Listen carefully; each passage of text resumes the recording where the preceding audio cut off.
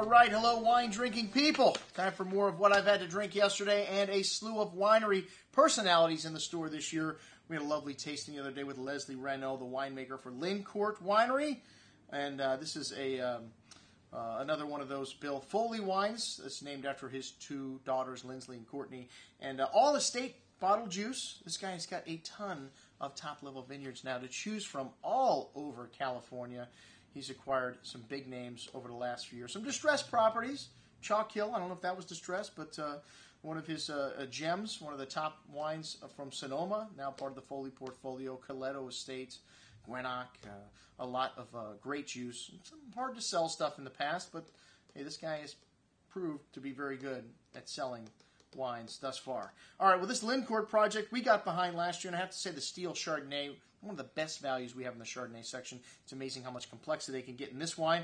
But the Sauvignon Blanc, my first time having this wine, wow, and an excellent little Sauvignon Blanc. This is for $14.75 from the St. Ynez Valley, 100% varietal, tank fermented, no mallow, all estate fruit. As I mentioned before, they got 32 acres surrounding the winery here.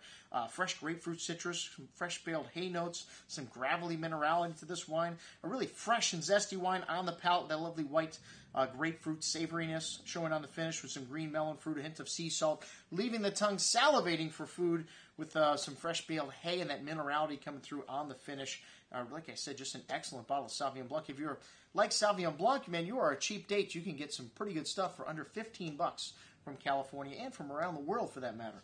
All right, the Santa Rita Hills Steel Chardonnay 2011 was next.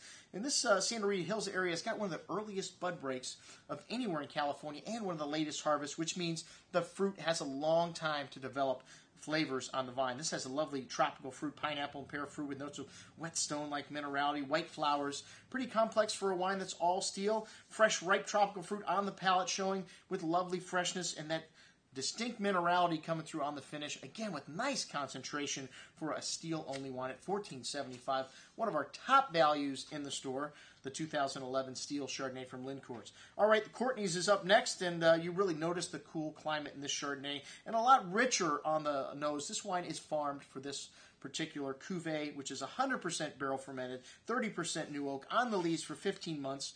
You know, you pick grapes different times if you're going to make a wine like this, as opposed to making a steel Chardonnay. Let them hang on the vines a little longer. You really notice a really lovely richness on the palate with this wine, a lovely creamy texture, some vanilla and cinnamon spice showing also from the oak. Quite a bit more complexity here, that rich tropical fruit showing all the way to the finish with some oak tannins peeking in there at the end. An excellent bottle of oak Chardonnay for $19.25. Another great value here. The Two Sisters Chardonnay from Courtney's Vineyard. Man, this wine's 100% new oak, 100% barrel fermented, surely aged. Really at the highest level of quality for a Chardonnay, under $30.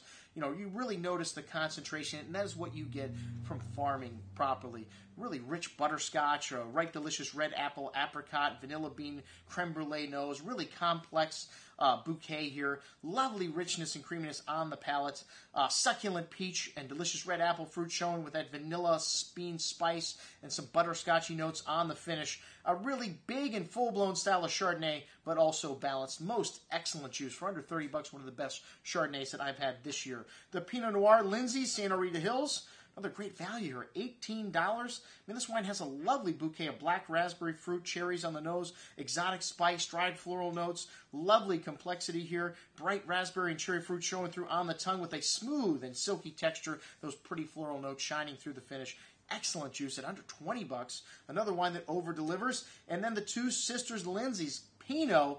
Man, this wine is really big on the nose. A lot of dark berry, dark raspberry, dark cherry, liqueur-like fruit, lovely concentration and depth of flavors here. Brown spices, a host of floral notes, a really lovely nuance in this bouquet, some earthy notes showing as well. Really big and chewy style of Pinot Noir on the palate. Big, smooth, and silky, sexy texture on the tongue with a host of that brown spice and pretty floral notes coming through on the finish. A firm underbelly of acidity holding everything together. Man, this is a big Pinot, but still has elegance. Most excellent juice at $42. One of the best Pinot Noirs that I've had this year. What a great value. Like I said, all these wines are. And then the Cabernet. They make Cabernet in this part of the world? Not much. Just 300 cases produced here, and this is a warmer site, slightly warmer because Cabernet likes it a little warmer than Pinot Noir does.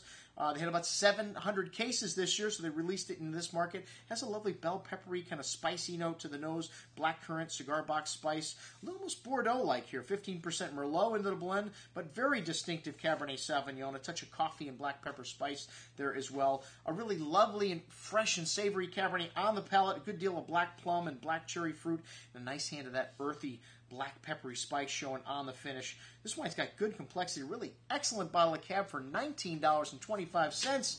What a great value. That's what I had to drink with the folks from Lincourt Winery. I'm your host, Andrew Lampasoni, signing off for the Wine Watch, saying remember, always drink the good stuff first.